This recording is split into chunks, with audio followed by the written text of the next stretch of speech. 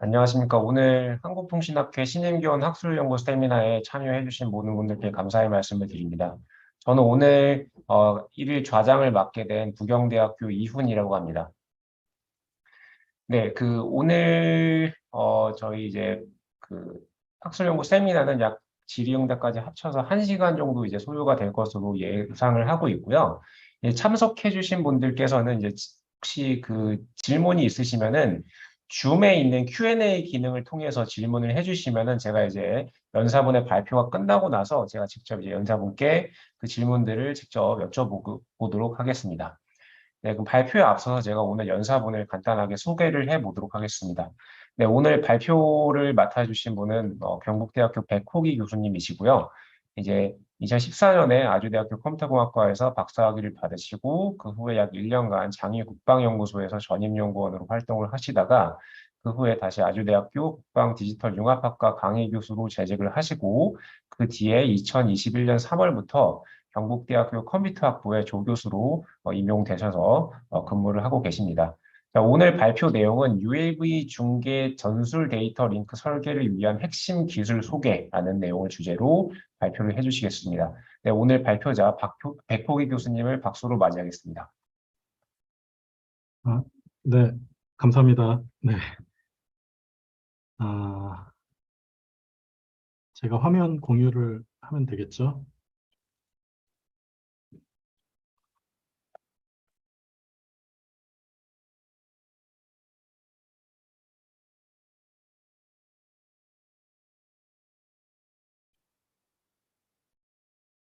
네. 안녕하세요. 저 경북대학교의 백호기라고 합니다. 오늘 특별히 이렇게 발표할 수 있는 기회를 주셔서 진심으로 감사드리고요. 또 시간 내서 이렇게 참석해 주신 분들께도 감사를 드립니다. 제가 오늘 발표할 내용은 UAV 중계 전술 데이터 링크 설계를 위한 핵심 기술 소개라는 타이틀로 발표 자료를 이렇게 발표를 하려고 하는데요. 사실 지금 여기 오신 분들이 아마 어떤 분들인지는 정확하게는 알 수 없는데 현업에 계신 분들도 계실 거고요. 회사나 연구소에 계신 분들이나 아니면은 대학원생이시거나 아니면은 기타 여러 가지 관심을 가지시고 오신 분들이실 것 같은데 우리가 이제 통신을 연구한다고 하면은 보통 상용에 있는 통신 시스템, 이제 5G, 6G, 그리고 와이파이 7, 또 블루투스, 그리고 요새 이제 5G 논테러스트리얼 네트워크 뭐 기타 등등 여러 가지 이제 표준, 상용 표준에 있는 기술들을 연구를 하실 텐데요. 조금은 생소할 수도 있는 택티컬 데이터 링크, 전술 데이터 링크라는 그 주제를 가지고 좀 이야기를 해보려고 합니다. 이 전술 데이터 링크는 국방 분야에서 사용이 되고 있고요. 지금 표준이 있지만은 대부분의 표준이 다 기밀입니다. 그래서 클래시파이드 되어 있는 표준이다 보니까 아무래도 연구하시는 분들이 접하기도 좀 어렵고 굉장히 처음 연구하시려는 분들은 진입 장벽이 조금은 있을 수 있는 그런 분야입니다. 그래서 제가 박사과정 때 연구를 해왔고 지금도 연구를 하고 있는 주제다 보니까 이 주제를 가지고 이야기를 해보면 좋을 것 같아서 이렇게 준비를 했습니다. 네. 콘텐츠는 다음과 같습니다. 먼저 데이터 링크, 전술 데이터 링크를 좀 소개를 하려고 합니다. 전술 데이터 링크를 소개하고 그에 앞서서 이제 NCW라는 개념, 그리고 전술 데이터 링크의 동향을 말씀드리고요. 그 다음에 이제 UAV 중계 전술 데이터 링크, 오늘의 핵심 주제죠. 이게 이제 어떤 건지 좀 말씀을 드리고 수요가 어떻고 요구사항은 어떻게 되는지 그런 것들을 말씀드린 다음에 제가 이제 제안을 했던 링크색이라는 것, 그리고 Weighted Frequency Hopping, 즉 WFH라는 기법을 소개하려고 합니다. 먼저 이제 전술 데이터 링크에 대해서 소개를 드리겠습니다. 전술 데이터 링크 소개 앞서서 NCW를 먼저 말씀드려야 되는데요. Network Centric Warfare, 그러니까 네트워크 중심 전쟁이라는 뜻입니다. 전쟁이라는 말이 이렇게 조금 긍정적인 단어는 아니라서 거부감이 있으실 수는 있는데요. 국방 분야에서는 이 전쟁을 대비해야 됩니다. 이제 전쟁을 대비할 때 무엇을 가지고 이제 어떻게 대비할 것인가 할 때 과거에는 이제 플랫폼 센트릭 워페어 PCW라고 했습니다. 그러니까 플랫폼이 강한 그 팀이 이제 전쟁에서 승리한다. 국가가 전쟁에서 승리한다. 이런 개념인데 이제는 네트워크 센트릭 워페어, 네트워크 중심의 전쟁. 이런 것들이 이제 중요하다라고 이제 패러다임이 이제 전환이 됐습니다. 사실 이것도 굉장히 올드한 얘기예요. 굉장히 오래된 얘기인데 이 NCW가 되면서 이제 통신의 역할이 통신 네트워크의 역할이 굉장히 중요해졌습니다. 그래서 이런 NCW 환경에서는 전장, 그러니까 배틀필드죠. 전장 상황을 인지하는 것이 굉장히 중요합니다. 이거를 갖다가 SA 또 이제 Situational Awareness라고 하는데요. 이 전장의 상황을 인지하고 실시간적으로 작전을 수행해서 전쟁을 승리로 이끄는 이것이 이제 굉장히 중요한 개념이 되겠습니다. 이런 NCW를 위해서는 세 가지 타입의 체계가 필요한데요. 지금 여기 이제 감시 정찰, 센서라고 되어 있죠. 센서 체계, 지휘 통제, C2, 그리고 정밀 타격, 슈퍼입니다. 이렇게 세 가지 체계로 구성되어 있습니다. C2는 커맨드 앤 컨트롤의 약자입니다. 그래서 이 세 가지 체계가 서로 긴밀하게 협조해서 이 전장 상황 정보도 공유하고 지휘관은 이제 결심을 하고 작전을 수행할 수 있게 한 다음에 타격 체계들은 정밀하게 타격을 할 수 있도록 해서 작전의 효과성을 높이는 것이 목적입니다. 그래서 이제 이 NCW의 개념을 바탕으로 NCOE, Network Centric Operational Environment를 구축하는 것이 목적이 되겠습니다. 이 NCW가 이렇게 이제 네트워크가 뭔가 중요하다. 그리고 전장의 상황을 인지하는 것이 중요하고 작전을 수행하는 데 필요한 메시지를 주고받는 것이 굉장히 중요하다라고 말씀을 드린 건데요. 이거를 실현할 수 있는 게 이제 바로 전술 데이터 링크입니다. 전술 데이터 링크를 통해서 작전의 효과성이 높아졌다 이렇게 말씀드릴 수 있겠습니다. 자, 그럼 이제 전술 데이터 링크의 동향을 좀 살펴볼 건데요. 각 나라마다 사용하고 있는 전술 데이터 링크가 굉장히 다양하고 서로 다릅니다. 우리나라 같은 경우는 공군에서는 일단은 MCRC를 중심으로 전술 데이터 링크를 운영하고 있고요. 주로 대부분 이 전술 데이터 링크를 통해서 오가는 정보는 항적 정보입니다. 그러니까 아군의 위치와 상태 정보, 그리고 탐지해낸 적의 정보, 또는 이제 적이나 아군이 아닌 다른 항적들도 이렇게 관리를 해야 되는 필요가 있습니다.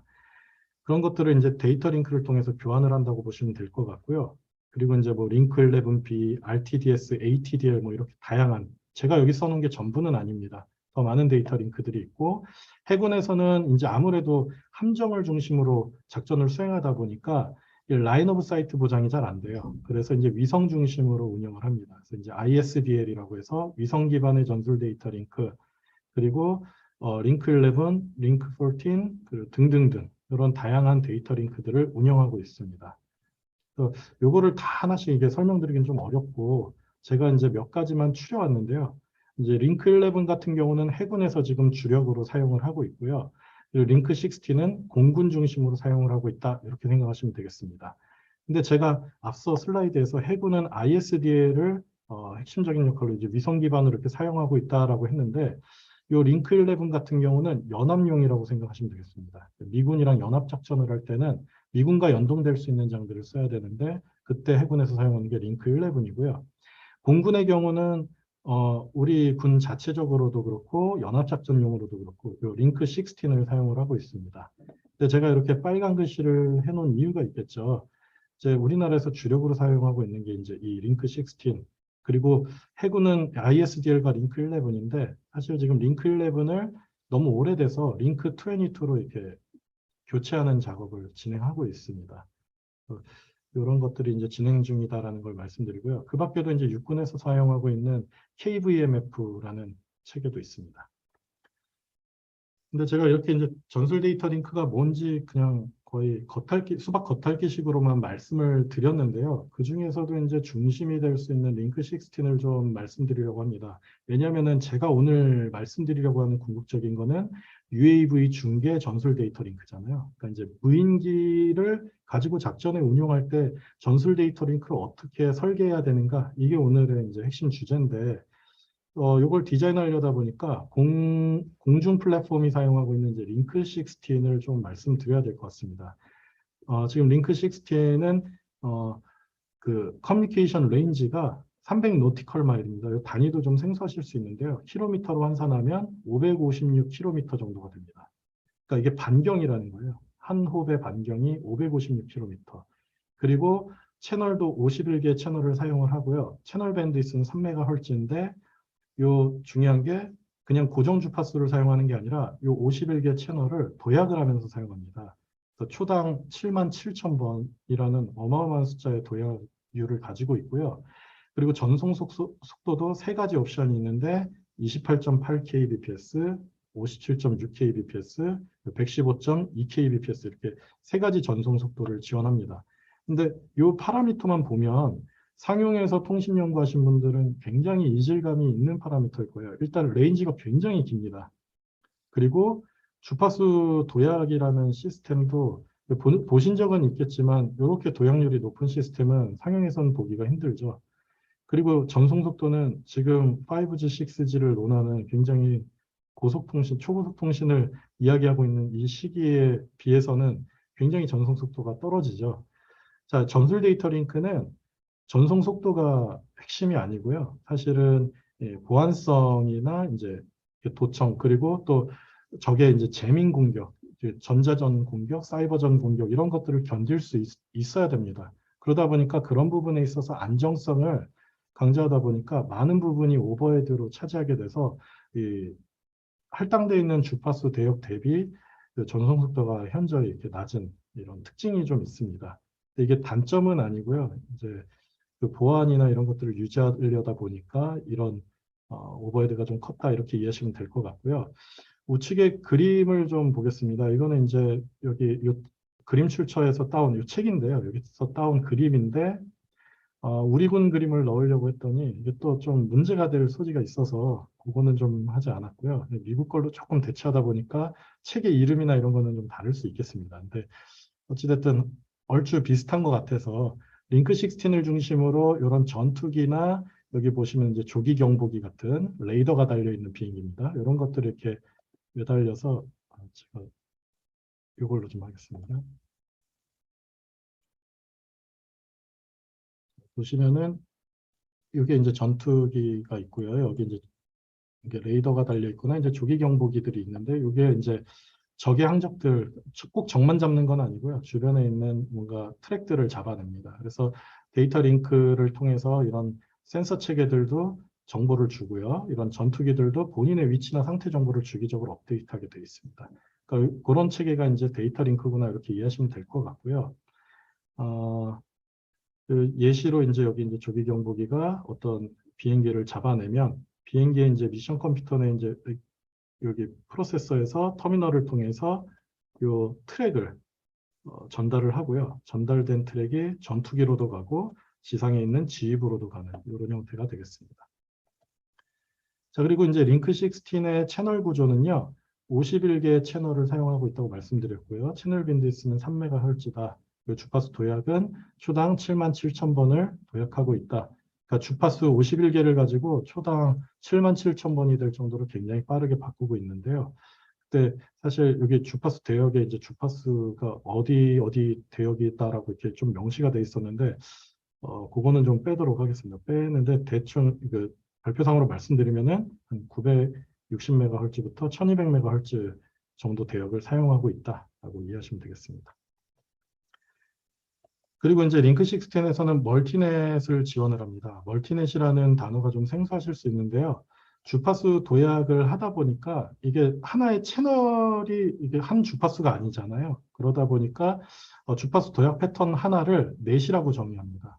그리고 그 넷을 여러 개를 동시에 운영을 해요. 그러니까 지금 이 우측 그림을 보시면은 여기 보면은 넷 1번과 넷 2번이 있죠. 자, 넷 1번과 넷 2번이 있고 하나가 이제 하얀색, 하나가 검정색 네모가 되는데 여기 이제 주파수 대역을 띄면서 우측에 이제 타임라인입니다. 오른쪽으로 가면서 이렇게 도약하면서 쓰는 그런 방식이 되겠습니다.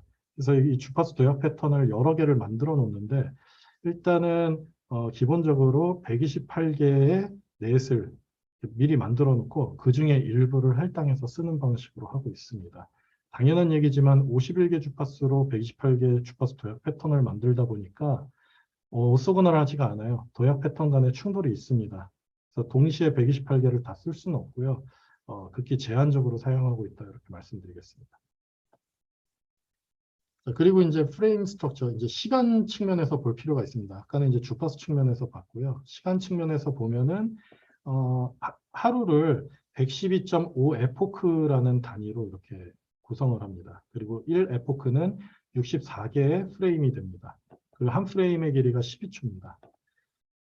이 프레임 단위로 운영하는 것이 효율적이기 때문에 링크 시스템에서는 이제 프레임 단위로 얘기를 많이 하고 있고요. 그리고 타임 슬롯은 1536개가 한 프레임을 구성하고 있습니다. 근데 요 밑에 그림을 보시면 타임 슬롯 블럭이라는 게 있는데 지금 R6부터 뭐 R8도 있고요, R9도 있는데요. 요 오른쪽에 표를 보시면은 R6부터 R15까지 10가지의 어떤 값이 있죠. 이게 뭐냐면은 12초 프레임의 타임 슬롯을 몇 개 할당할 것인지에 대한 부분인데 지금 잘 보시면은 R6는 12초 프레임에 1개를 할당하게 돼 있고요. R8은 4개를 할당하게 돼 있습니다. 근데 지금 위치를 보시면 이렇게 좀 뭔가 붙어 있는 게 아니라 등간격으로 떨어져 있죠. 자, 이 링크 16에서는 기본적으로 모든 데이터가 대부분 항적 정보이기 때문에 주기성을 가지고 리포트를 하게 되어 있습니다. 그래서 일정 간격을 떨어뜨려 놓고 타임 슬롯을 할당을 해주면 주기적으로 데이터를 전송할 수 있게 되는 거죠. 그래서 이제 저 주기를 어느 정도로 할 것이냐에 따라서 요 R6부터 R15까지가 이제 정의되어 있는 거고요. 이걸 기준으로 해서 타임 슬롯을 할당을 하고 있습니다. 자, 그리고 링크 16에서는 메시지 시큐리티, MSEC, 트랜스미션 시큐리티, TSEC을 지원을 하고 있습니다. 그래서 이 두 가지를 합쳐서 이제 커뮤니케이션 시큐리티라고 하는데요. 이 MSEC 같은 경우는 너무나도 잘 아시는 그냥 암호화 키를 가지고 인크립션하는 그런 방식이 되겠습니다. 그리고 TSEC은 조금 다른데요. 이것도 이제 암호 키가 있기는 합니다만 요 지터, 슈더 랜덤 노이즈, 프리퀀시 호핑 패턴 이 세 가지를 통해서 웨이브 폼의 이제 인크립션을 하게 됩니다. 근데 그 과정을 조금만 설명을 드릴게요. 그래서 요 슈도 랜덤 노이즈는 먼저 어떻게 적용을 하냐면 지금 링크 16 메시지 구조가 이렇게 생겼습니다. 여기 헤더가 있고요. 그리고 요 워드가 지금 보시면은 1, 2, 3이 있고 요 가로 안에 있는 숫자가 비트입니다. 비트. 그래서 70비트를 한 워드로 해서 3개의 워드를 하나의 팩이라고 부릅니다. 그래서 팩을 하나 보내는 요 타입이 있고요. 요거를 2개 보내는 타입이 있고요. 요거를 4개 보내는 타입이 있습니다. 즉 한 타임 슬롯에 말씀드린 거예요. 한 타임 슬롯에 요 210비트 한 팩을 보내는 거, 420비트 보내는 거, 840비트 보내는 거 이렇게 세 가지 옵션이 있습니다. 그러다 보니까 전송 속도가 이전에 말씀드린 대로 세 가지의 kbps가 존재하는 겁니다. 자, 이렇게 데이터가 있으면 페리티 비트를 붙인 다음에 리드 솔로몬 인코딩을 해갖고 컨버전을 하면 궁극적으로 5비트의 한 심볼인 요 심볼이 만들어집니다. 요 5비트 한 심볼인데 요 5비트를 그냥 보내는 게 아니고요. 요게 5비트입니다. 요게 일로 온 겁니다. 그래서 요 5비트 한 심볼을 CCSK를 통해서 여기 보시면은 CCSK를 통해서 32칩으로 확산이 되고요. 요거를 32칩의 슈도 랜덤 노이즈와 익스클루시브 오어를 해서 그거를 전송을 합니다. 그러다 보니까 요 슈도 랜덤 노이즈를 모르면 복구를 할 수가 없겠죠. 그래서 이런 부분으로 이렇게 트랜스미션 시큐리티를 슈도 랜덤 노이즈로 보장을 하고 있고요. 그리고 지터랑 프리퀀시 호핑 패턴은 어떻게 하는지 다음 장에서 보도록 하겠습니다. 여기 보시면 타임 슬롯 구조인데요. 한 타임 슬롯이 7.8125ms고요. 그리고 이 앞에 보시면 지터라는 구간이 있습니다. 이 지터는 전송을 하지 않는 구간입니다. 그래서 이제 타임 슬롯의 시작을 적이 유추해서 공격하는 것을 막기 위해서 랜덤한 양만큼 아무것도 안 하고 이제 쉬게 되는 겁니다. 그래서 타임 슬롯의 시작을 예측하지 못하게 하는 역할을 한다. 그냥 쉬는 구간이다. 이렇게 이해하시면 되는데 요 길이가 어느 정도 될지 이런 것들이 이제 비밀인 거죠. 요 길이가 이제 비밀이고 그리고 싱크 펄스 그리고 타임 리파이먼트 펄스를 통해서 데이터 전송의 시작을 알리고요. 그리고 이제 그 다음에 헤더가 옵니다. 헤더가 와서 헤더에서 이제 데이터를 받기 위한 또 정보들이 들어있겠죠. 그리고 데이터 안을 살펴보면은 이렇게 두 가지 모드가 있는데요. 여기에서 이제 아까 말씀드렸던 32개 칩 있죠. 익스클루시브한 거.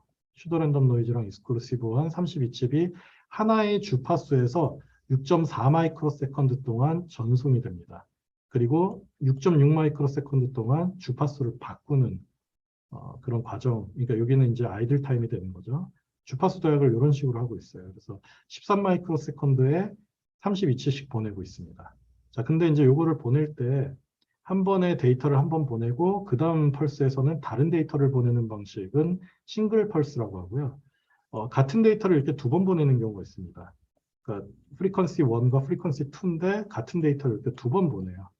그 이유는 아까도 말씀드렸지만 이 전술 데이터 링크의 목적은 데이터를 이렇게 강하게 잘 견디면서 보내는 거거든요. 그러니까 이제 적의 재민 공격에도 잘 견딜 수 있도록 설계를 하다 보니까 특정 주파수가 깨질 수가 있어요. 또 멀티넷을 사용하다 보면은 자체적으로 MAI, Multiple Access Interference가 발생을 해서 넷 간의 주파수 도약 패턴 간의 충돌이 발생할 수 있습니다. 그런 거를 좀 방지하고자 이렇게 이제 좀 낭비지만 이렇게 한 번 더 펄스를 보내게 되는 이런 구조를 더블 펄스라고 합니다. 이런 식으로 해서 데이터를 보내고요. 마지막에 이 프로파게이션은 가드 타임이라고 보시면 됩니다. 이게 통신 반경이 556km 정도 되다 보니까 굉장히 긴 가드 타임이 필요합니다. 그런 식으로 이렇게 구성되어 있다라고 보시면 되고요. 그래서 이때 지터가 또 이제 트랜스미션 시큐리티, 이 타임슬롯 시작이 어딘지를 모르게 이렇게 보완을 하는, 이렇게 예측하지 못하게 하는 이런 역할을 하고요. 그리고 여기에서는 이제 주파수 도약 패턴이 중요하겠죠. 도약 패턴이 어떻게 되는가, 51개의 주파수를 어떤 순서로 도약을 할 것인가, 이것을 미리 정의해야 되는 그런 필요가 있습니다. 그래서 다시 돌아와서 트랜스미션 시큐리티는 지터와 프리퀀시 호핑 패턴, 그리고 이 페이지에서 봤던 슈도 랜덤 노이즈, 이렇게 세 가지를 가지고 제공을 하고 있다, 이렇게 이해하시면 되겠습니다.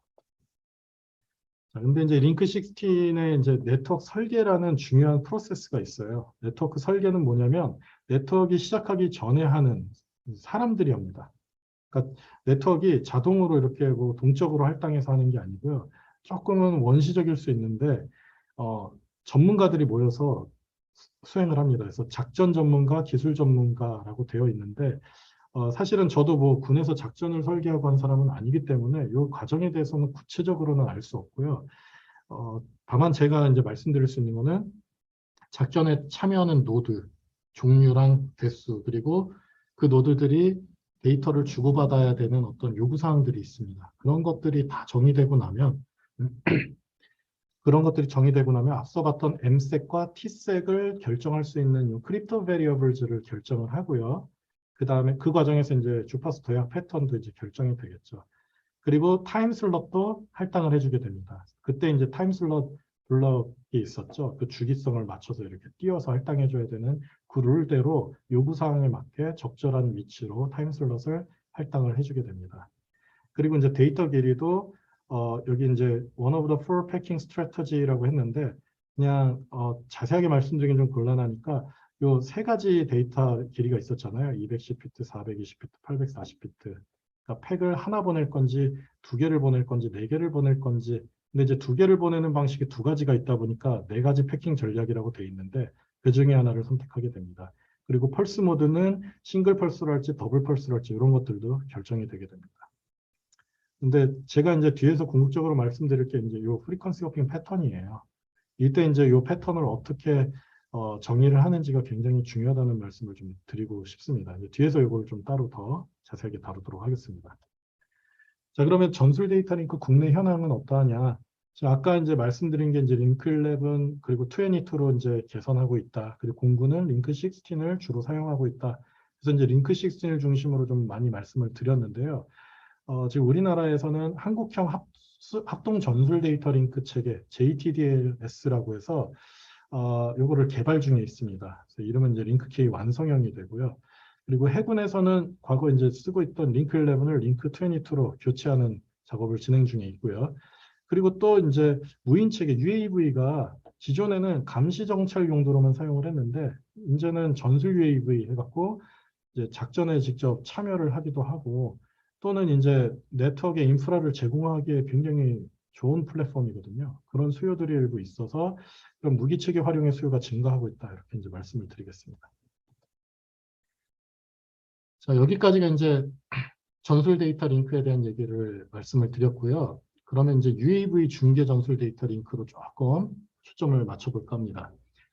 UAV를 사용하는 것, UAV를 사용하는 게 지금 어떻게 되고 있는지, 일단은 상용에서는 리모트 센싱, 모니터링, 뭐 서치 레스큐, 그리고 배달하는 거, 그리고 농업에서도 사용하고 있고요. 시큐리티 용도로 사용하고 있고, 이렇게 이제 커머셜 도메인에서 사용되는 거는 이미 많이 익숙하게 보셨을 거예요. 밀리터리 도메인에서는 어떻게 사용하고 있냐? 일단은 센서 체계들로 초기에 많이 사용을 했습니다. 그러니까 ISR 데이터라고 하는데 Intelligence, Surveillance and Reconnaissance라고 합니다. 이게 이제 쉽게 말씀드리면 전장의 어떤 정보라든가 아니면 궁금해하는 관심 지역을 갖다가 직접 사람이 가면 위험하니까 거기를 무인기가 가서 이제 찍어오는 거죠. 영상이 됐던 뭐 무언가를 이제 탐지를 해서 정보를 수집해오는 그런 용도로 활용을 했는데 그러다 보니까 무인기 자체가 스탠드 언론이었어요. 그냥 그 포인트 투 포인트 링크로 했고 그 전술 용도는 아니고 이제 고화질의 어떤 영상이나 이미지 정보를 전달하다 보니까 고속의 포인트 투 포인트 링크들을 많이 활용을 했습니다. 근데 반면에 이제 최근에는 UAV의 사용이 택티컬 레벨로 좀 확장되고 있어요. 그래서 이제 중계 노드로 이제 제가 여기에는 중계 노드, 릴레이 노드라고 이제 써놨는데 릴레이 노드일 수도 있고요.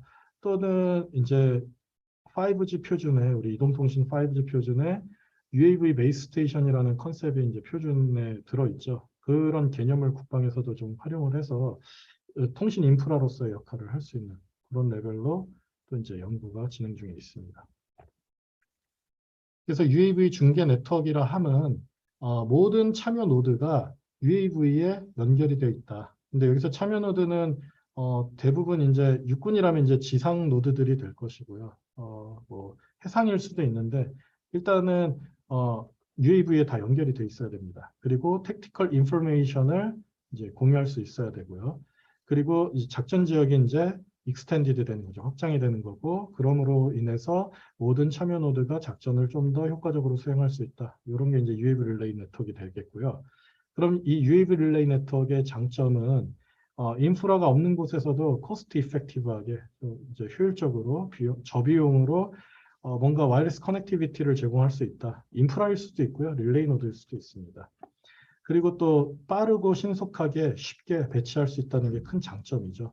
그리고 또 이제 컨피규레이션 또는 리컨피규레이션도 플렉서블하게 할 수 있고 기존보다 이제 네트워크 커버리지가 더 늘어납니다. 공중에서 이렇게 아래로 중계를 해주다 보니까 네트워크 커버리지가 늘어나는 장점이 있죠. 그러다 보니까 이제 군에서는 UAV 릴레이 노드는 UAV 제어를 안정적으로 할 수 있어야 되고요. 그리고 앞에 이제 데이터 링크의 본연의 목적인 situational awareness, 그러니까 상황 인식을 하는데 이제 서포트를 할 수 있어야 되는 거죠. 이런 것들이 이제 중요하다라고 말씀을 드리겠습니다. 그러면 이제 Reliable UAV 컨트롤에 대해서 먼저 살펴보고요. 그 다음에 이제 상황 인식에 대해서 좀 보겠습니다. UAV 컨트롤을 안정적으로 하는 것이 왜 중요하냐면 UAV는 잘 떨어져요. 충돌이 날 수도 있고요. 망가질 수도 있고 또 심지어 캡처, 필압이 되기도 합니다. 근데 UAV 컨트롤을 하려면 UAV는 늘 본인의 포지션과 스테이터스, 상태를 알아야 되거든요. 그리고 그거를 컨트롤 센터, 보통 이제 지상에 있는데 컨트롤 센터에 리포트를 할 수 있어야 됩니다. 근데 지금 이제 많이 알려져 있는 UAV 제어 링크로는 CNPC라는 표준이 있는데 얘는 고정 주파수를 사용을 해요. 그러다 보니까 주파수를 재밍을 하면은 쉽게 재밍을 당할 수 있습니다. 굉장히 취약하다고 볼 수가 있고요. 특히 이제 전술 데이터 링크 용도로 그냥 활용하기에는 조금 위험 요소가 있습니다. 그래서 저게 재밍 공격이 굉장히 취약하기 때문에 이런 재밍 공격을 극복할 수 있는 안정적인 UAV 제어 링크가 좀 필요하다라고 이제 말씀을 드리겠습니다. 이 하단에 보시면은 사례가 있었는데요. 이란에서 미국의 무인 정찰기 RQ-170을 필압한 사례가 있습니다. 미국 내에서 이제 얘를 이제 원격으로 조종을 하고 있었는데 이란에서 방해 전파를 해서 제어링크죠. UAV 제어링크를 재밍을 했어요. 그래서 제어가 안 되게끔 명령이 안 먹는 거죠. 움직임을 이제 전혀 인지를 못하고 그냥 방해 전파로 원격 조정 기능을 상실하게 된 요 무인기에다가 GPS 스푸핑을 했습니다. 그래서 GPS 좌표를 교란을 해서 아프간으로 착각을 해서 이란 땅으로 착륙을 한 거예요. 그때 이제 미군 기지가 아프간에 있었다 보니까 여기 아프간에 있다고 생각하고 얘가 착륙을 한 거죠. 그래갖고 요 착륙한 거를 이제 필압했던 이런 사례가 있습니다. 그러니까 이런 게 있기 때문에 전술 무인기의 경우는 요 재미인 공격을 반드시 극복할 수 있도록 컨트롤 링크를 설계를 해야 됩니다. 그리고 상황 인식 정보인데요. 상황 인식에 대한 거는 어떻게 확보를 하느냐. 자, 모든 노드는 반드시 위치와 상태 정보를 상호 교환해야 된다라고 계속 말씀드렸어요. 링크 16에서도 주기적으로 이걸 하고 있습니다. 그래서 브로드캐스팅을 하고 있는데 PPLI라는 메시지가 있습니다. 그래서 PPLI라는 메시지에는 본인의 위치와 상태 정보가 포함되어 있습니다. 그 외에도 그 센서 체계들은 서베일런스 메시지라고 해서 본인이 탐지해낸 주변의 이제 트랙 정보들을 이제 주기적으로 공유하게 되어 있습니다. 그리고 이제 링크 16 같은 경우는 이런 것들을 좀 안티제밍 케이퍼빌리티를 가져가기 위해서 프리퀀시 허핑 테크닉을 사용한다고 이미 앞서 말씀드렸어요. 그리고 또 이제 이런 것들을 여러 주파수 도약 패턴을 만들어서 멀티넷 구조로 운영을 하고 있다라고 말씀을 드렸습니다. 그러다 보니까 밴드위스가 많이 필요해요. 라지 밴드위스가 필요하다. 이런 좀 특징이 있습니다. 어찌됐든 UAV 릴레이 TDA를 이제 좀 강력한 UAV TDA를 설계하려면 안정적인 UAV 컨트롤과 시츄에이셔널 어웨어니스가 필요하다. 계속 말씀드렸는데 특히 이제 저는 이제 재밍 어택 하에 요거를 견딜 수 있게끔 만들어야 된다라고 좀 강조해서 말씀드리고 싶습니다. 네, 그러면은 요 UAV 제어를 안정적으로 하고 상황 인식을 확보하기 위해서는 요구 조건이 어떻게 되는가? 제가 이제 구분해낸 건 한 4가지 정도인데요. 일단은 프리퀀시 허핑 테크닉이 필요하다. 재밍 공격을 극복하려면 기본적으로 필요하겠죠. 그리고 이제 멀티플 액세스 스킴이 필요합니다. 모든 노드가 자원을 잘 할당받아서 주기적으로 본인의 위치나 상태 정보를 공유할 수 있어야 돼요. 그리고 세 번째는 요거는 앞서 말씀드리진 않았습니다만 상대항법이나 시간 동기가 필요하다. 이거는 이제 핵심은 아닌데 그 지금 대부분의 본인의 위치 정보를 뭐에 의존해서 인식하고 있냐면 GPS에 의존하고 있습니다. 근데 아시다시피 GPS 주파수는 알려져 있고 재밍에 굉장히 취약해요. 그래서 그 GPS 주파수로 재밍을 하게 되면은 본인의 위치를 인지하기가 굉장히 곤란해집니다. 어려워집니다.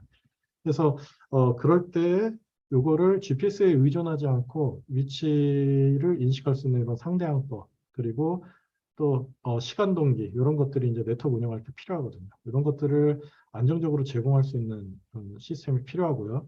그리고 안티제밍 능력을 지원하려다 보니까 프리퀀시 호핑을 해야 되잖아요. 그러다 보면은 밴드위스가 많이 필요한데 이거를 또 확보하는 게 또 중요합니다. 그래서 이런 4가지가 있는데 이런 4가지를 만족할 수 있는 기술로 제가 이제 제안했던 링크색이라는 걸 좀 소개를 해드리려고 합니다. Link for Situational Awareness and UAV Control의 약자로 링크색이라고 지었고요. UAV 릴레이 전술 데이터 링크라고 이제 보고 간단하게 이제 모델링을 한번 해봤습니다. 일단 네트워크 토폴로지는 이렇게 가정을 했습니다. 지금 보시면 택티컬 UAV, 전술 UAV가 여기서 이제 중계를 담당하고요. 밑에 이제 지상 노드들이 있는데 이 지상 노드들 간에는 연결이 다 되어 있지는 않습니다. 그래서 UAV를 통해서 다시 한번 이렇게 브로드캐스팅을 해줘야 되는 그런 네트워크의 형태를 고려하였습니다. 자, 이제 링크색에 대해서 좀 살펴볼 텐데 베이징 네트워킹 아키텍처에 대해서 좀 말씀드리겠습니다. 일단은 프리퀀시 허핑 웨이브폼이 필요하겠죠. 근데 저 같은 경우는 일단은 픽스드 프리퀀시 웨이브폼도 같이 운용을 하려고 이렇게 설계를 좀 했습니다. 그 이유는 UAV 본연의 기존에 했던 목적 용도들이 있을 수 있어요. 그러면 이제 고속으로 데이터를 전달해야 될 수도 있는데 그런 데이터 전달은 이제 고속으로 해야 될 필요도 있고 하다 보니까 이제 픽스드 프리퀀시 웨이브폼을 사용해야 되고요. 이제 전술 용도로 활용을 할 때 이제 요 프리퀀시 호핑 채널을 쓸 수 있도록 좀 디자인을 나눠서 했습니다. 그래서 여기 그림을 보시면은 하단의 좌측 그림을 보시면 링크색 채널은 N개의 프리퀀시 호핑 채널 그리고 N개의 픽스드 프리퀀시 채널을 가지고 각각 멀티넷과 멀티 채널 구조를 디자인을 했습니다. 그리고 펄스 모듈도 똑같이 이제 링크 16과 동일한 형태로 이렇게 2가지 펄스 모듈을 이제 설계를 했고요. 근데 이제 MAI 문제가 좀 있다라는 거를 좀 미리 말씀드리겠습니다. MAI는 요 측에 이제 그림을 보시면 되는데 넷을 두 개만 운영하더라도 주파수 도약 패턴이 두 개만 운용되더라도 이렇게 한 번씩 주파수가 겹치는 이런 사례들이 생겨요. 그렇게 되면은 이제 충돌이 발생하게 되고 또 이제 이게 전파 지연이 길다 보니까 이게 날아가는 시간이 다 다르죠. 노드의 이제 지오 그러니까 위치에 따라서 서로 이제 영향을 언제 주고받는지가 다르기 때문에 저 짧은 펄스들이 영향을 서로 이렇게 완전히 오소고널하게 배제하기가 어렵습니다. 그래서 이 MAI가 있는 환경이다 이렇게 이해하시면 될 것 같고요. 픽스드 프리퀀시 웨이폼은 데이터 레이트이 좀 더 높겠죠. 여기 이제 도약을 안 해도 되니까 이 아이들 구간이 상대적으로 이제 데이터를 보낼 수 있게 되고 많은 부분 오버헤드를 줄일 수 있게 되면서 데이터 레이스를 좀 더 높게 제공을 할 수 있게 됩니다. 자, 그리고 다음은 이제 멀티프로세스 스킴입니다. 멀티프로세스는 이제 필요한 이유가 참여 노드들이 본인의 위치나 상태 정보를 주기적으로 이렇게 보장을 이렇게 교환하는 것을 보장할 수 있어야 되죠. 그러다 보니까 이제 충돌 없이 타임 슬롯을 일정한 간격으로 이렇게 할당해 줄 수 있는 멀티프로세스가 필요하고요. 요거를 그냥 TDMA를 뭘로 이렇게 하면 좋을까 이제 보면은 군에서는 이제 디스트리뷰티드 TDMA라는 컨셉을 예전부터 이제 많이 사용을 해왔습니다. 이게 이제 싱글러드 페일리어 문제, 그러니까 한 곳에서 문제가 나서 네트워크가 마비되는 이런 현상을 방지할 수 있기 때문에 TDMA를 센트럴라이즈드 방식이 아니라 디센트럴라이즈드 방식으로 분선 TDMA 방식을 많이 활용을 하고 있습니다. 그래서 기존에 있었던 기법들을 좀 써놨는데 이거를 다 설명드리기는 좀 어렵고요. 차이가 좀 기본 컨셉을 말씀드리면 자원 관리를 하는 별도의 노드가 따로 없습니다. 모든 노드가 다 이렇게 동의를 하면 그때 본인의 자원을 쓸 수 있는 그런 구조인데 그러다 보니까 이 니고시에이션 하는데 오버헤드가 굉장히 큽니다. 그거를 줄이기 위한 연구들을 굉장히 많이 해오고 있고요. 저 같은 경우도 이렇게 한 2개 정도 이렇게 퍼블리시를 한 아이디어가 있습니다. 그리고 또 이제 소규모 부대에서 운영을 할 경우에는 굳이 TDMA로 안 해도 될 때가 있거든요. 그럴 때는 이제 코디네이션을 따로 할 필요도 없고 시간 동기 이슈도 이제 좀 자유로운 랜덤 액세스 방식을 사용할 수도 있습니다. 그럴 때는 이제 CSMA, CA like 하거나 알로하 계열의 프로토콜을 좀 커스터마이즈해서 사용할 수 있겠죠. 그래서 여기 이제 퍼블리시했던 것들은 이제 레퍼런스를 달아놨으니까 참고하시면 될 것 같고요. 그리고 또 이제 멀티프로세스만 얘기하다 보니까 빼먹게 되는 게 있는데 결국엔 UAV도 중계를 해야 되거든요. 근데 중계할 때 자원을 또 한번 사용하게 되지 않습니까? 그러다 보면은 이게 자원 할당에 따라서 딜레이도 달라지게 되고 또 이제 랜덤 액세스의 경우는 가운데서 병목 현상이 발생할 수 있어요. UAV 오버헤드가 이제 몰리는 거죠. 그러다 보면은 딜레이가 굉장히 커지거나 UAV에서 이제 전송하는데 경쟁을 통해서 전송할 때 굉장히 이제 비효율적인 이런 부분들이 있습니다. 그래서 미러링이라는 컨셉을 좀 제안을 했습니다. 그래서 타임 미러링, 프리퀀시 미러링 두 가지인데요. 컨셉은 이겁니다. 지상에 있는 노드들이 데이터를 전달하면 그거를 한번 브로드캐스팅 해주는 방식인데 타임 미러링 같은 경우는 여기 이제 이 노드가 데이터를 이렇게 전달을 하면 그거를 받았다가 이렇게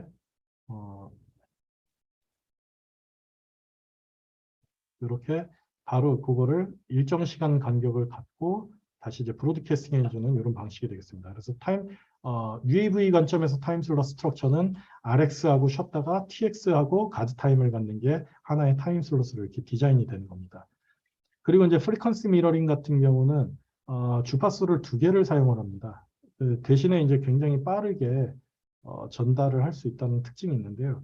여기에서 이제 이렇게 전달이 되면 RX를 하는 와중에 일정 심볼이 이렇게 데이터가 이렇게 수신이 되면 바로 TX, 그러니까 라디오가 2개 있는 거죠. TX를 통해서 다른 주파수로 이렇게 브로드캐스팅을 바로 해줍니다. 그래서 이게 이제 갖는 장점은 뭐냐면은 경쟁 기반의 경우 본인 스스로 본인이 보낸 데이터가 충돌 없이 잘 가고 있는지 체크를 할 수 있어요. 그래서 이때는 슬롯 구조가 TX 가드 타임, RX 가드 타임이 따로 이렇게 있는 각 채널에서 이렇게 데디케이티드 돼서 2개의 라디오가 2개의 채널에 이게 데디케이티드 돼서 사용되는 이런 방식이 프리퀀시 미러링이 되겠습니다. 그래서 예시로 이제 타임 미러링을 CSMA CA에 적용을 해서 이제 한번 연구를 해본 거에 대한 그림인데요. 지금 보시면은 이런 구조고요. 아까 봤던 그림이랑 비슷하죠. UAV가 있고 밑에 이제 노드들이 있고 요 노드 그룹과 요 노드 그룹이 연결이 잘 안 돼 있는 거죠. 자, 이럴 때 랜덤 액세스 CSMA에서는 이제 RTS, CTS, 데이터 에크 이렇게 이제 한 사이클로 데이터를 주고받는데 기존 CSMA CA였으면은 이런 방식으로 전송을 할 겁니다. 우측의 상단의 그림처럼 전송을 할 텐데 저 우측 하단처럼 문제가 생길 수 있다는 거죠. 뭐냐면은 요 밑에서 지상으로 경쟁을 해서 이겨갖고 누군가가 전송을 하면 요 UAV도 이제 중계를 해야 되기 때문에 결국에는 경쟁에 참여하게 됩니다. 근데 경쟁에서 이길 때까지 그 패킷이 여기에서 딜레이가 돼요. 프레임이죠. 프레임이 이제 딜레이가 됩니다. 그래서 이거에 대한 딜레이가 보장이 안 되고 UAV에서 병목 현상이 발생할 수 있어서 UAV는 경쟁에서 빠지도록 이렇게 설계를 한 CSMA/CA를 좀 커스터마이즈한 프로토콜입니다. 근데 이거를 뭐 디테일하게 설명하기보다는 요거는 관심 있으신 분들은 이 논문을 좀 참조하시면 좋을 것 같습니다. 어찌됐든 중계에 대한 오버헤드를 좀 많이 줄였다. 그래서 이제 이 논문에서는 지금 여기서는 설명을 안 했지만 TMCSMAC에 대한 퍼포먼스 어널리시스, 매스메리컬 모델로 이제 어널리시스한 이퀘이션까지 들어 있으니까요. 참고하시면 좋을 것 같습니다. 자, 그리고 이제 세 번째였죠. Relative Navigation and Time Synchronization인데요. 요거는 과거에 이제 위치인식 연구들이 많았습니다. 그 중에서도 ARPS라고 이제 퍼블리시한 페이퍼가 좀 있는데, Airborne Relay Based Positioning Scheme입니다. 그래서 이제 공중에서 중계를 활용해서 투홉 떨어져 있는 리시버들을 이제 위치인식을 해주고 시간 동기를 맞춰주는 그런 아이디어가 되겠습니다. 요거는 이제 두 단계로 나눠져 있는데요. 일단은 구성을 보면은 4개 레퍼런스가 지상에 있어야 되고요. 요 4개는 본인의 위치를 알아야 됩니다. 그리고 요 4개의 위치를 아는 레퍼런스가 공중에 있는 노드 4개의 데이터를 보냅니다. 사실 여기에서 지금 선을 하나만 그려놨지만, R1만 밖에끔 그렸지만, 이건 브로드캐스팅이 되는 거거든요. 그러면은 이제 R4, R3, R1, R2가 한 번에 다 받는 겁니다. 그러면 이때 R1은, 그리고 이제 요 릴레이 노드들이죠. 릴레이 노드들의 역할은 본인들의 위치를 담아서 보내는 게 아니라 타임스탬프 정보만 활용합니다. 그러니까 얘네들은 위치를 몰라도 되고요. 심지어 얘네들이 재민 공격을 공중에 있다 보니까 당하기가 쉽거든요. 당하더라도 상관이 없습니다.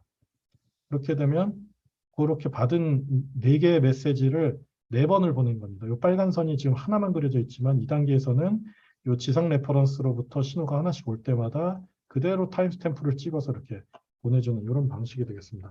이런 것들을 가지고 이 리시버에서는 두 단계를 거쳐서 본인이 직접 위치를 계산하는데 먼저 이 중계국들의 위치를 계산을 하고요.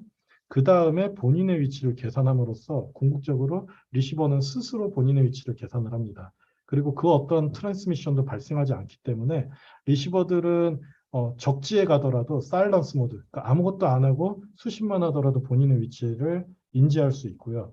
그리고 리시버의 숫자가 아무리 늘어나더라도 메시지를 주고받는 데 대한 오버헤드는 없습니다. 딱 똑같은 메시지 개수를 가지고 이 메시지를 받은 리시버들은 다 위치를 인식할 수 있다. 이런 장점이 있습니다. 자, 그리고 이제 네 번째 요구사항이 뭐였냐면은 large bandwidth가 필요하다. 그럼 이제 스펙트럼을 어디로 그 large bandwidth를 할당을 할 거냐? 사실 밴드위스 이렇게 주파수 문제 부족 문제가 심각합니다. 이거는 뭐 상용 군 할 거 없이 지금 일반적인 문제죠. 그래서 이 주파수 스펙트럼을 어디를 확보할 거냐 고민을 좀 했는데 스펙트럼 쉐어링 말고는 이제 방법이 없죠. 그래서 스펙트럼 쉐어링으로 하려고 이제 후보 대학들을 살펴보다가 제가 연구하면서 결정했던 대학이 이제 두 가지가 있는데요. 장단점이 있습니다. 이 밴드가 꼭 완벽한 솔루션이다 이런 건 아니고요. 일단은 X밴드 업링크, 이제 위성에서 사용하고 있는 X밴드 업링크가 있는데 그게 7.9에서 8.4GHz입니다. 500MHz나 되는 대역이라서 이거를 재사용하면 좀 어떨까. 근데 이제 조금 고주파 대역이라 주파수가 대역이 조금 높아서 뭐 어려움은 있을 수 있습니다만 이 대역도 하나의 후보로 연구를 해봤고요. 그리고 레이더 대역을 가지고 하는 것도 좀 연구를 해봤습니다. 특성이 다 달라서 둘 다 말씀드리긴 좀 어렵고 오늘은 이제 X밴드 업링크에 좀 포커스를 맞췄는데요. 여기 보시면 이제 얼스 스테이션이 이제 위성에 이제 데이터를 보내는 이게 이제 업링크죠. 이게 프라이머리 유저고요. 우리가 이제 제안하는 UAV 릴레이 네트워크가 이제 여기 있죠. 그라운드 네트워크 노드랑 UAV가 이렇게 데이터를 이렇게 릴레이하는 방식으로 연결이 되어 있습니다. 이때 요 세컨더리 유저 우리 UAV 릴레이 네트워크에서는 간섭을 줄 수 있는 방법이 그라운드랑 UAV에서 위성으로 주는 거 말고는 없어요. 근데 사실상 거리가 워낙 멀기 때문에 간섭이 없다고 보시면 되겠습니다. 근데 반면에 이제 UAV는 영향을 받겠죠. 이 얼스 스테이션이 요 새틀라이트로 데이터를 보낼 때 이 인근을 지나가게 되면은 일부 간섭을 받지만 대부분의 경우는 문제가 없다. 이렇게 보고 이제 그렇게 보고 이제 여기 대역을 쉐어링을 하려고 이제 디자인을 해봤습니다. 그래서 이제 링크색에서는 이제 프라이머리 유저 채널을 좀 더 구체적으로 디자인을 해야 되는데 가드 채널, 가드 밴드죠. 가드 밴드가 있고 여기에 이제 새틀라이트 채널 1번, 2번 점점점에서 CH 셋개까지 이렇게 있고 가드 밴드가 하나 더 있는 걸로 이렇게 해서 채널을 구성했고 링크색은 이제 좀 더 작은 채널로 N개의 프리퀀시 호핑 채널과 N개의 픽스드 프리퀀시 채널을 픽스드 프리퀀시 채널을 디자인을 해서 운영을 할 수 있다 이렇게 말씀드리겠습니다. 그래서 이제 성능을 살펴본 건데 요 펄스 콜리전 확률이 PC인데요. 요게 이제 동시에 요 그래프를 보시면 가로축이 이제 동시에 운영되고 있는 주파수 도약 패턴의 개수라고 생각하시면 됩니다. 그래서 지금 요 맨 처음에 1일 때가 요 점이거든요. 다 몰려 있는 거. 이때는 펄스 충돌이 발생을 안 하죠. 혼자서 단독으로 쓰기 때문에 문제가 없는데 근데 이제 n이 채널의 개수입니다. 도약 패턴을 하는 채널의 개수가 10개일 때는 도약 패턴들 간의 내세 개수가 늘어나면 늘어날수록 이게 중첩될 MAI가 발생할 확률이 높아지죠. 그래서 10개일 때 성능이 제일 안 좋습니다. 위로 이렇게 그려지죠. 펄스 콜리전이 제일 많이 발생하고요. 반면에 이제 굉장히 많은 166개의 경우는 베스트 퍼포먼스죠.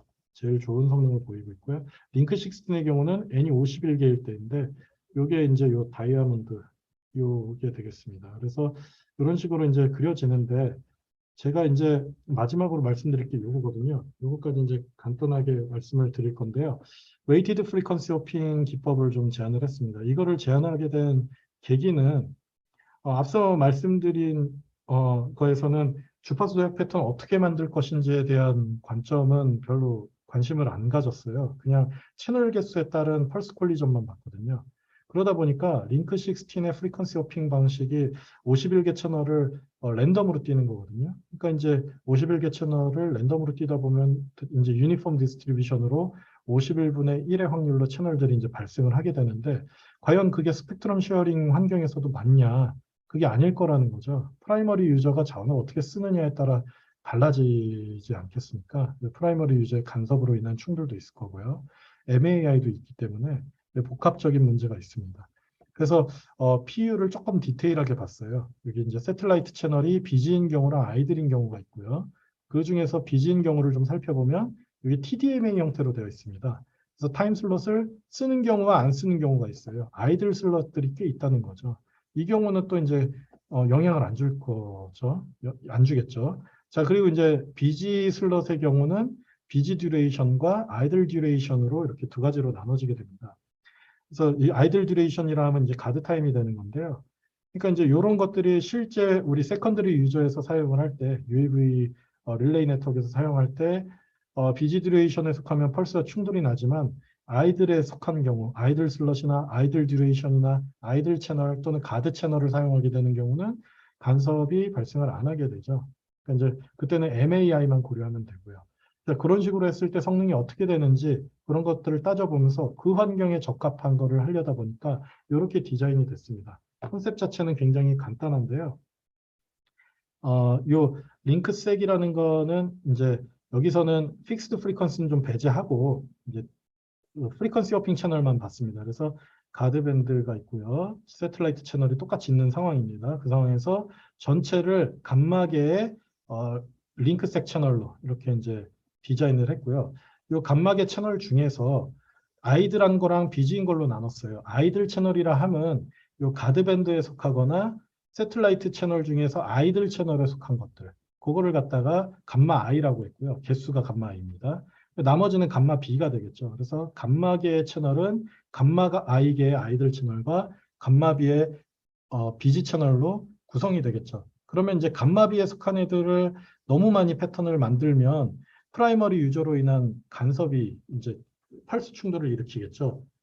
그런 문제가 있고, 그럼 감마 I만 사용하면 또 문제가 뭐냐면, 감마 I만 사용하면은 채널 수가 줄잖아요. 그러니까 자체적으로 MAI가 많이 발생해요. 멀티플 억세스 인터피어런스를 말하는 겁니다. MAI가 발생을 해서 이거를 적당히 좀 섞는 게 좋겠다. 그래서 성능을 좀 보려고 해서 뮤라는 파라미터를 정했습니다. 지금 우측에 표가 있는데요. 알파, 베타, 뮤가 여기에 이제 성능에 영향을 주는 건데, 특히 이제 뮤가 중요합니다. 뮤는 뭐냐면 내가 주파수 도약 패턴을 만들었을 때 감마 I에 속한 애들이 나올 확률입니다. 그러니까 과거에는 저게 이제 뭐 감마 I든 감마 B든 상관없이 그냥 유니폼하게 나왔을 거예요. 근데 이제는 뭔가 뮤값을 통해서 감마 I가 좀 더 많이 등장하게 한다거나 또는 감마 B에 있는 채널에서 주파수 도약 패턴에 좀 더 많이 등장하게끔 이렇게 조정을 했다는 거죠. 그래서 뮤가 1이라면 감마 I만 쓰는 겁니다. 그래서 아이들 채널에서만 도약 패턴을 만들어내는 게 뮤가 1인 거고요. 0.9가 되면은 이제 BG 채널에서 한 10% 정도 섞어서 만드는 거고요. 이런 식으로 이해하시면 될 것 같아요. 그리고 알파랑 베타는, 알파는 이제 타임슬롯 관점에서 타임슬롯의 아이들 슬롯의 비율을 말하는 거고요. 베타는 그 타임슬롯 내에서 BG 듀레이션과 아이들 듀레이션이 있었잖아요. 그 가드 타임의 비율을 베타로 정의했습니다. 그래서 마지막 페이지인데요. 요 이제 성능을 보시면 요 프리퀀시 어핑이라고 이제 X자로 되어 있는 게 링크 16의 랜덤 프리퀀시 어핑이라고 보시면 될 것 같고요. 나머지가 이제 제가 제안한 것들 그리고 뮤값, 알파값, 베타값에 따른 성능을 살펴본 겁니다. 지금 보시면은 X자 밑으로 나오면 더 좋은 거예요. 그래서 X자 밑으로 나오는 경우도 있고 위로 나오는 경우도 있습니다. 그래서 파라미터를 잘 조정을 하면 웨이티드 프리퀀시 어핑이 링크 16에 있는 그 랜덤 프리퀀시 어핑보다 좀 더 다양한, 좀 더 좋은 성능을 낼 수 있다. 여기서 펄스 콜리전 프로바빌리티가 낮다는 거는 좀 더 많은 주파수 도약 패턴이 동시에 운영돼도 괜찮다라는 겁니다. 그래서 그렇게 디자인을 했고, 이 논문을 나중에 보시면은 지금 제가 여기 복잡할 것 같아서 여기선 다 뺐는데, 요 성능 분석, 수학적인 매스매티컬 모델이 있습니다. 이 프로바빌리티를 어떻게 계산했는지 논문을 좀 참고하시면 좋을 것 같습니다. 네, 지금까지 이제 제가 발표한 걸 좀 정리를 하면요. 이제 NCW, 네트워크 센트리 워페어죠. 네트워크 센트리 오퍼레이셔널 인바이러먼트 이 두 가지 키워드들이 굉장히 중요해지고 패러다임 시프트가 있었는데 그만큼 네트워크가 중요한데 그걸 실현할 수 있는 게 테크니컬 데이터 링크다 하면서 우리나라에서 지금 사용 중인 전술 데이터 링크를 링크 16을 중심으로 좀 말씀을 드렸고요. 그 다음에 링크 16 같은 유인 체계에서만 사용하는 게 아니라 이제 무인 중심으로 유인 체계들이 이제 같이 연합해서 이렇게 합동해서 작전하는 UAV 중계 데이터 링크가 필요하다라는 말씀을 드리면서 이런 UAV 중계 데이터 링크를 어떻게 설계해야 될 것인가 하는 것 중에 하나의 모델로서 링크색을 좀 말씀을 드렸고요. 그리고 거기에 이제 프리퀀시 호핑 기법의 성능을 향상시킬 수 있는 웨이티드 프리퀀시 호핑 기법을 말씀을 드렸습니다. 네, 제가 오늘 준비한 내용은 여기까지고요. 혹시 질문이 있으실까요? 네, 교수님 발표 잘 들었습니다. 혹시 지금 온라인으로 참석하고 계신 분들 중에서 질문하실 사항이 있으시면은 줌의 Q&A 기능을 이용해서 질문을 올려주시거나 아니면 간단하게 채팅으로 올려주시면은 제가 보고 질문을 드리겠습니다.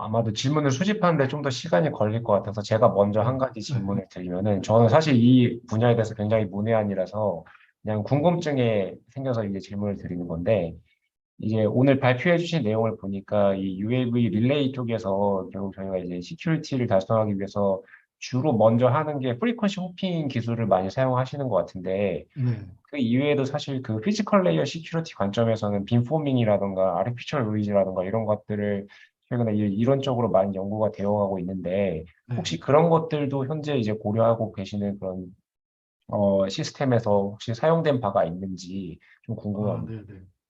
일단은 빔포밍 같은 경우는 이제 장단점이 있는데요. 장점은 이제 원하는 곳에 정확하게 포커스를 맞춰서 이제 데이터를 보낼 수 있다라는 장점이 있어서 중요한 게 이제 여기서는 데이터 레이시 아니고 사실은 적에게 안 들키고 통신을 하는 거거든요. 그리고 적의 이제 전파 공격도 재민 공격이죠. 그런 것들을 극복해내는 게 목적인데 빔포밍으로 하면은 이제 적에게 전파를 안 보낼 수는 있다는 장점은 있어요. 근데 반대로 또 중요한 게 situational awareness, 그러니까 모든 노드가 다 상황을 공유해야 돼요. 그래서 다 브로드캐스팅 방식이거든요. 유니캐스팅이 별로 없어요, 여기는. 근데 이제 빔포밍을 하게 되면 특정 노드한테 보내게 되니까 여러 번 그거를 해야 되는 그런 좀 오버헤드가 생길 것 같습니다. 네, 교수님 잘 알았습니다. 그리고 아까 그 위치 추적하는 그 방법론에서 아까 그 USB 릴레이 이렇게 많고 그다음에 저 리시버 카 이렇게 있을 때 네네네. 그래서 개인적으로 되게 재밌는 아이디어라고 생각이 드는데 결국엔 저 리시버가 아무것도 전송을 안 해도 자기 위치를 잘 추적할 수 있다라는 게 가장 큰 장점이지 않습니까? 네네. 네, 되게 흥미로운 아이디어인 것 같은데 저도 네. 이게 문외한이라서 이거 여쭤보는 걸 수도 있는데 네네. 만약에 저기 저 빨간색 링크나 저 초록색 파란색 링크 같은 저 신호를 제가 중간에 뭐 하이제킹 한다면은 네. 그게 저 빨간색 리시버의 위치를 추적할 때 도움이 혹시 될 수 있을까요? 그러니까 도청자의 입장에서. 도청자 입장에서요. 그거는 좀 어려울 것 같습니다. 왜냐하면 리시버가 수신한 시간도 중요하거든요. 아, 네. 네, 네. 그렇기 때문에 도청만으로는 좀 어려울 것 같습니다. 네. 그럼 만약에 여기서 만약에 교수님께서 도청자의 입장에서 생각을 하신다면은 네. 도청자가 여기서 저 리시버의 위치를 따로 추적을 한다면 어떤 그 어프로치 같은 걸 취해 볼 수 있을까요? 어, 글쎄요. 지금 요 상황으로는 좀 쉽지가 않을 것 같은 게 지금 리시버가 여러 개가 막 다른 곳에 있어도 요 똑같은 신호를 받은 다음에 각 리시버가 자기한테 도착한 시간을 가지고 본인의 위치를 각자 계산하는 거거든요. 네네. 그러니까 이제 도청자 입장이면 본인이 받는 시간이 있을 거 아니에요. 네네. 그러니까 본인의 위치는 알 수 있는데 다른 리시버들의 신호들이 도착한 시간들을 알아내기가 쉽지가 않을 것 같습니다. 아, 네. 어프로치 사실 요거는 그런 어프로치보다는 제가 이제 개인적으로 이제 했던 거는 이런 위치를 제공하자 이런 목적도 있지만 UAV나 이런 것들이 떨어졌을 때 네. 걔 위치를 역으로 찾는 그런 데다가 이제 이게 화살표만 반대로 바꾸면 리시버가 이제 전달을 해주면 거꾸로 리시버 위치를 레퍼런스에서 알 수 있거든요. 네네. 그래서 SOS 신호를 브로드캐스팅을 하면은 리시버가 지금 어디에 떨어져 있다. UAV가 되겠죠, 리시버가. 네. 그런 것들에 대한 어프로치는 좀 연관적이 있습니다. 아, 네, 교수님 잘 알겠습니다. 혹시 청중분들이 더 질문이 없으실까요?